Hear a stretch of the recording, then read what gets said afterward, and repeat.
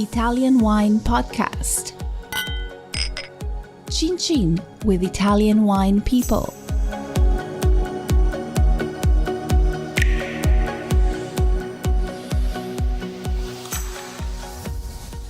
Okay, hello, this is the Italian Wine Podcast. My name is Monty Waldin. My guest today is Monica Colangelo. Monica works for the Nativ, or Native Winery in Paternopoli in the Apennine Mountains, just east of Naples in Italy's Campania region. And this is one of the most important centres for the establishment of wine growing in Italy. So it's a really important place.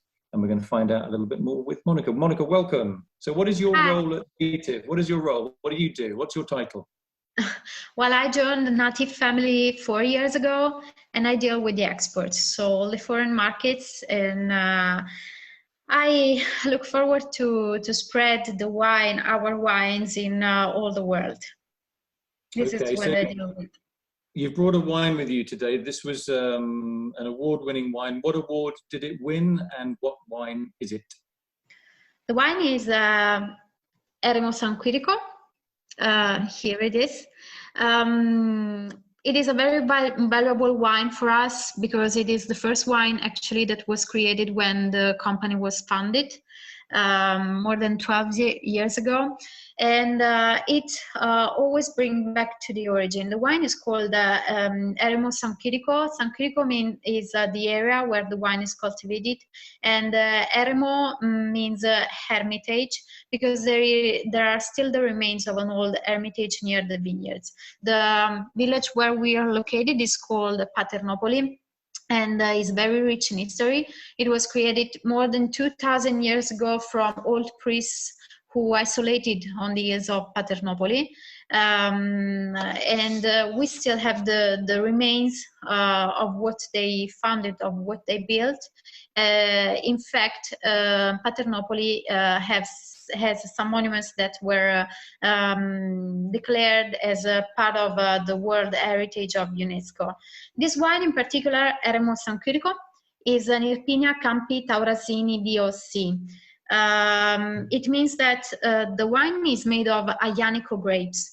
Aglianico is one of the most of the oldest grapes in Italy. It was imported by the old Greeks. Actually, it wasn't so popular in the past. It started to become more popular in the 80s after phylloxera, because it started to be exported in Europe, and then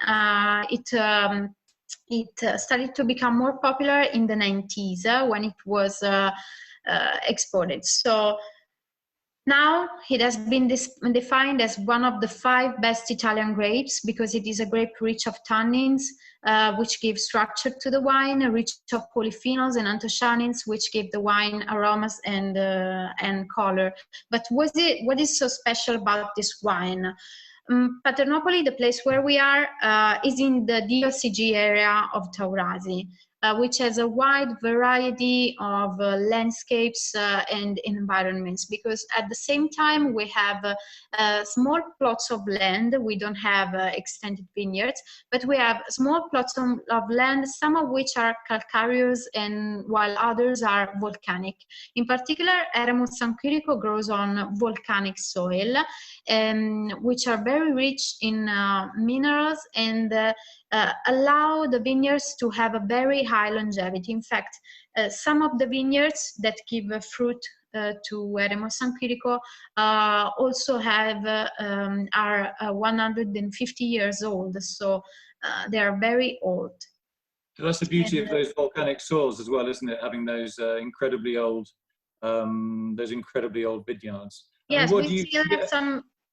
Yeah, we have some vineyards that survived to phylloxera because the virus didn't take root on volcanic soil for the growing method of the American food.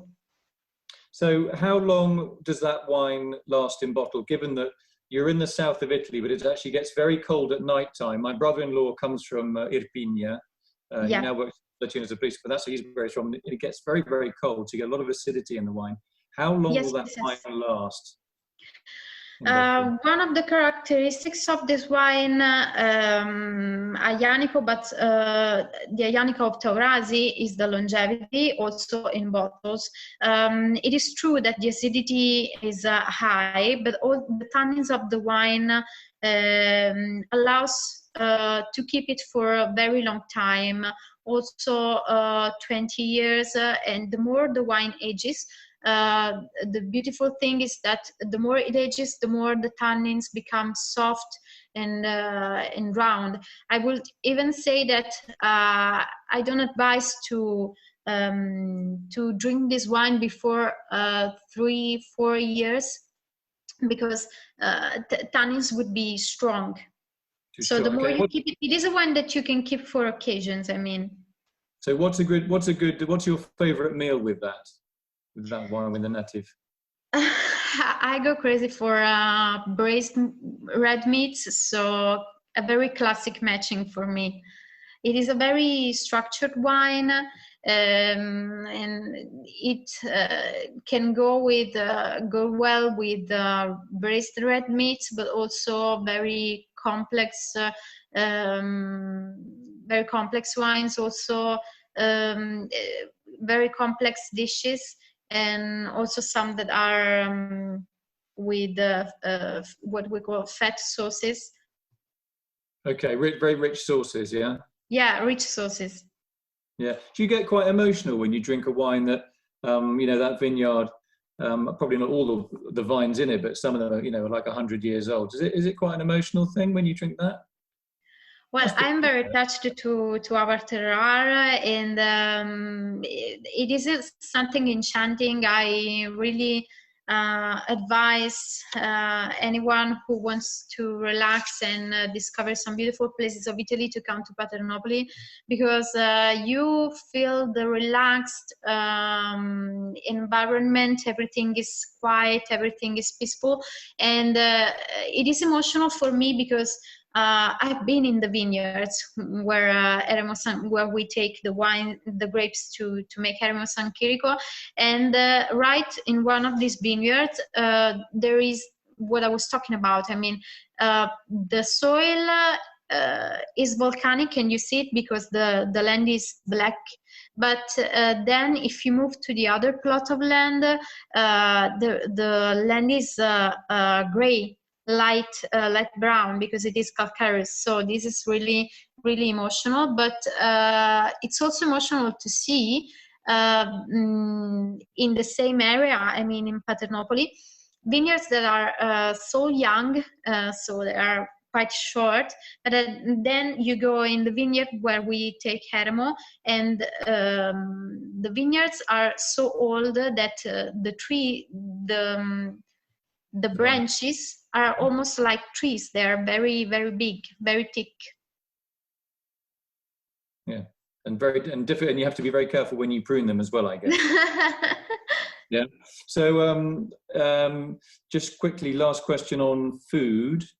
Let's just what is your favorite dish with this wine?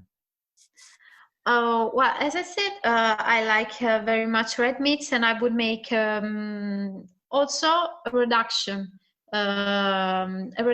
sauce of the wine to match it with red meat, with braised meats.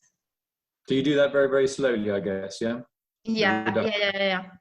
Yeah, so you basically like rich food, but you don't want it to be heavy, correct?